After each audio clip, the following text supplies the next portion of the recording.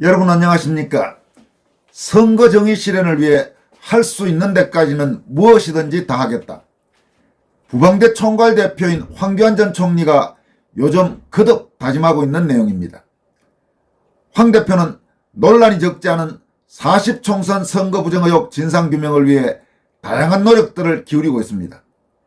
그는 뜻을 같이 하는 각계 애국 세력과 힘을 합쳐서 지역구 선거 무효소송, 사전투표자 신분증 이미지 삭제 금지 가처분 신청, 중앙선관위 서버 증거 보전 신청, 총선 지역구 및 비례대표 전체 선거 무효 소송을 잇따라 제기했습니다. 많은 여야 정치인 가운데 단연 돋보이는 활동이라고 할 수 있습니다. 이 같은 조치들에 이어 황 대표는 이번엔 감사원에 선거 부정 의혹을 규명하기 위한 국민감사를 청구하겠다고 밝혔습니다. 그러면서 효과를 극대화하기 위해 보다 많은 국민의 동참을 호소했습니다. 그가 감사원에 제출하겠다고 밝힌 감사 청구 제목은 투표관리관 개인도장 날인관련법 위반 및 선거인수 불법 변경 등에 관한 국민감사 청구입니다. 황 대표는 선거부정 국민감사 청구인이 되어 주십시오라는 제목의 입장문을 통해 다음과 같이 밝혔습니다. 우리는 부정선거를 기필코 밝혀내 자유민주주의 대한민국을 지켜내야만 합니다. 그래서 부탁드립니다. 애국시민 여러분이 청구인이 돼 주셔야겠습니다. 대통령에게 호소문도 보냈고 지역구 선거 무효소송도 냈고 사전투표자 신분증 이미지 삭제 금지 가처분 신청도 했고 중앙선관위 서버 증거보전 신청도 했습니다. 이번 총선 지역구 비례대표 전체 선거 무효 소송도 청구되어 있습니다. 이번에는 또 감사원에 국민감사도 청구하려고 합니다. 할 수 있는 데까지는 무엇이든지 다 할 작정입니다. 감사 청구 제목은 투표관리관 개인도장 날인 관련 법 위반 및 선거인수 불법 변경 등에 관한 국민감사 청구입니다. 감사 청구 사항은 크게 세 가지입니다. 첫째, 제22대 총선에서 투표관리관과 사전투표관리관 등 지자체 파견 공무원에게 투표 용지에 개인도장을 날인하도록 되어 있는 공직선거법 미준수를 방치한 행안부의 직무유기, 개인도장이 아닌 선관위가 제작하고 회수해가는 선관위 소유의 도장을 날인함. 둘째, 선관위가 공직선거법 158조 3항을 위반하고 선관위가 만든 하위 규칙을 적용하여 개인도장을 직접 날인하지 않고 사전투표용지에 소위 인쇄 날인하도록 행안부가 방치한 책임소재 규명. 인쇄 날인은 전산망을 활용하여 투표소 이외의 장소에서 단시간에 가짜 투표지 양산이 가능한 매우 취약한 방식인데도 이를 방치함. 이미 국정원이 문제점으로 지적한 사항임. 셋째, 선관위 공식 자료에서 확정된 선거인수 즉 유권자 수가 불법적으로 변경되었고 투표한 사람보다 투표지가 더 많이 나오는 등 무결성이 심히 훼손되었으므로 선관위의 선거인수 불법 변경 및 숫자 조작에 대한 감사 필요. 여러분, 지금 이 세 가지 사항 중 특히 세 번째 부분은 좀 더 설명이 필요할 것 같아서 자세히 소개해 드리도록 하겠습니다. 선거가 있으면 선거를 앞둔 특정 시점을 기준으로 선거인 명부가 확정됩니다. 그리고 선관위는 선거인 명부를 확정한 뒤 이 전체 선거인 수를 공식 보도자료로 만들어서 언론을 통해 국민에게 발표합니다. 이번 40총선에서도 선거 직전에 이 같은 공식 선거인 수를 선관위가 발표한 바가 있습니다. 선거인 명부가 이렇게 확정되면 어떤 이유로도 변경될 수가 없습니다. 그런데 이번 40총선에서 일부 지역에서 선거인 명부 확정에 따라 공식 발표된 선거인 수, 즉 유권자 수보다 개표 상황표의 선거인 수가 상당히 늘어난 사실이 밝혀졌습니다. 이는 지금 단순한 주장이 아니라 중앙선관위 홈페이지에서 선거인 명부와 개표 상황표의 선거인 수가 다르다는 점이 확인됐기 때문에 빼도 박도 못한 팩트입니다. 따라서 이 부분과 관련해서는 그냥 있을 수 있는 일이 아닌가라고 말할 수 있는 부분이 아닙니다. 왜냐하면 선거인 명부가 확정되면 그 선거인 명부에 확정된 선거인이 달라지면 안 되는데 나중에 개표를 하고 개표 상황표에는 그 선거인 수가 상당히 많이 달라져 있었다는 겁니다. 어떤 이유로 이런 일이 발생했는지는 지금 함부로 말하기는 어렵지만 사실은 냉정하게 말하면 그 자체만으로도 충분히 선거 무효 사유가 될 수 있다는 것이 상당수 전문가들의 분석입니다.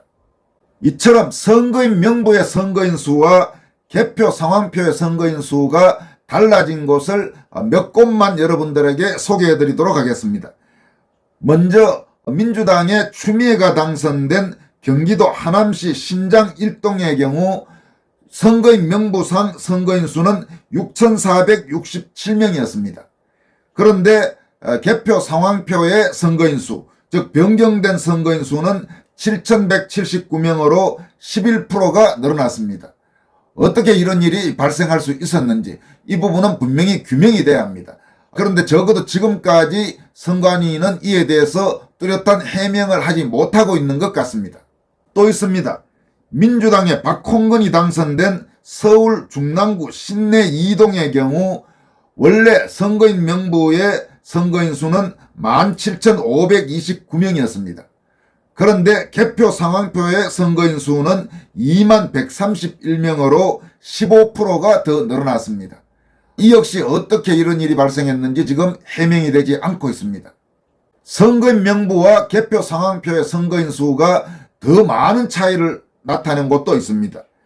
가령 국민의힘 박수영이 당선된 부산 남구 용호 3동의 경우 선거인 명부상의 선거인은 1,340명이었습니다. 그런데 개표 상황표의 선거인 수는 13,246명으로 급증했습니다. 무려 28%나 더 늘어난 것입니다. 더구나 이 지역의 경우 투표 수는 1,145표였습니다. 그러니까 당초 명부상 선거인 수에 비하면 투표율이 98%라는 그야말로 도저히 있을 수 없는 투표율이 나타났습니다. 지금 이 세 곳의 경우 어떻게 이렇게 선거인 명부상의 선거인과 개표 상황표의 선거인이 달라질 수 있는지 이 부분에 대해서는 명백하게 진상규명이 필요합니다. 황교안 대표도 이들 세 지역의 그 이상한 선거인 수 변경 사실을 소개하면서 선거인 수, 즉 유권자 수는 바뀌면 안 됩니다. 투표율의 기준이기 때문입니다. 투표율은 투표수 나누기 선거인 수입니다. 그래서 선거인 전 특정일을 기준으로 선거인 명부가 확정됩니다. 이때 확정된 선거인 수는 개표 상황 마지막까지 바뀌어서는 안 됩니다. 즉 저울 눈금을 늘렸다 줄였다 하면 안 되는 것이지요. 그런데 유권자 수가 투표하는 도중에 막 바뀐 증거들이 나타났습니다라고 소개했습니다. 황 대표는 그러면서 어떻게 투표율의 기준이 되는 선거인 수가 선거 도중에 바뀔 수가 있습니까? 선거가 무슨 뻥튀기입니까? 선거 도중에 막 부풀려지게. 이런 선거관리 시스템 정말 창피합니다. 우라통이 터집니다. 그런데 왜 지역구 국회의원들은 입을 다물고 있습니까? 왜 윤 대통령은 미동도 하지 않는 것입니까? 답답하기 짝이 없습니다라면서 더 이상 국민을 우롱하지 말고 철저히 수사하고 철저히 개혁하라고 촉구했습니다. 황 대표는 이처럼 감사원 국민감사 청구 의지를 밝히면서 국민감사 청구에 많은 사람들이 참여할수록 감사원은 행안부 감사를 성의껏 하게 될 것입니다.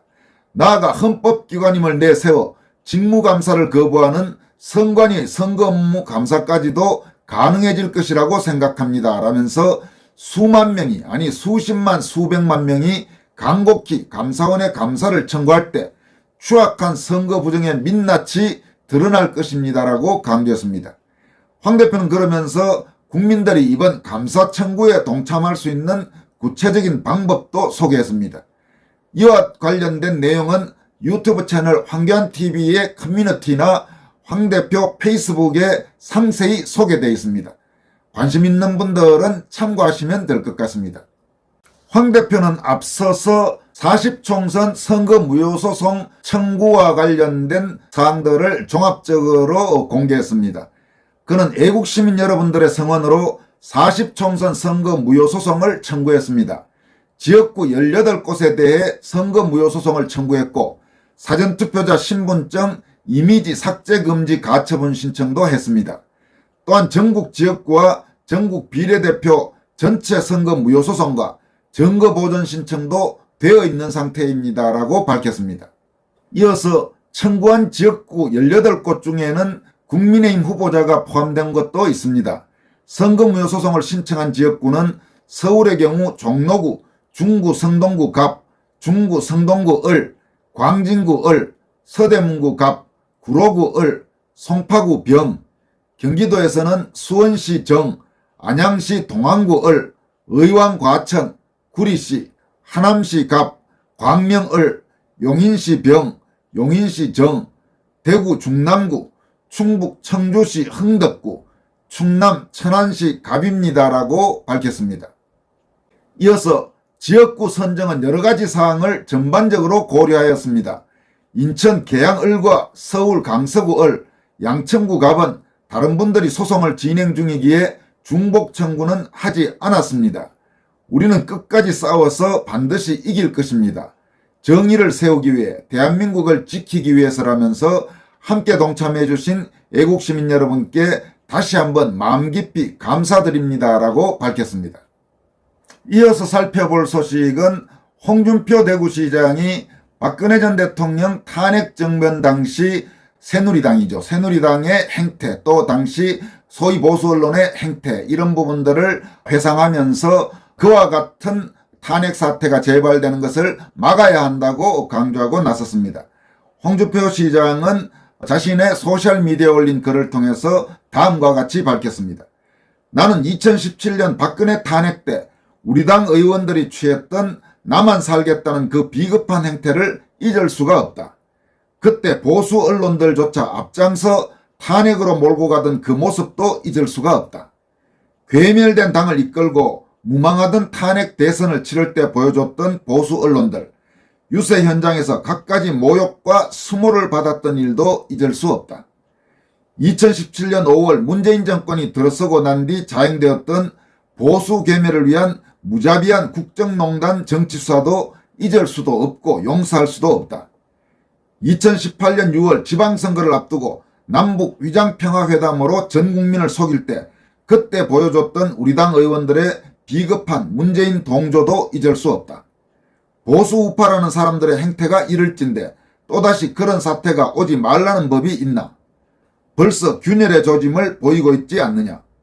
나만 살겠다고 윤통 탓하는 그런 비겁한 생각으로 6월 난장판 국회를 어떻게 대처하겠다는 건가?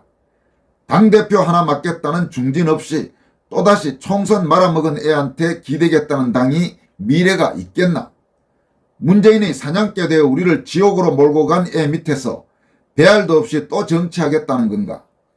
내가 윤통을 옹호하는 건 거의 정책이 좋아서가 아니라 2017년 사태 재발을 막자는 거다. 제발 부끄러움을 알고 제 역할을 다하자. 선거는 되면 내가 잘나서 된 것이고 떨어지면 내가 못나서 떨어진 거다. 선거 떨어지고 언론에 나와서 윤통 탓하며 조잘거리는 것도 보기 딱하다. 나는 노무현 탄핵 때인 2004년 4월 17대 총선에서 서울 동북부 17개 선거구에서 유일하게 나 홀로 내 힘으로 당선된 일도 있다. 하루를 하더라도 국회의원답게 정치인답게 처신하자, 이렇게 밝혔습니다. 홍준표 시장의 행보에 대해서는 여러 가지 다양한 평가가 있을 수 있고 또 때로 어떤 부분은 동의할 수 없는 말을 할 때도 적지 않습니다만은 적어도 지금 오늘 이야기한 이 내용은 상당 부분 공감할 수 있는 내용이 아닌가 생각됩니다. 지금까지 권순할TV였습니다. 여러분 고맙습니다.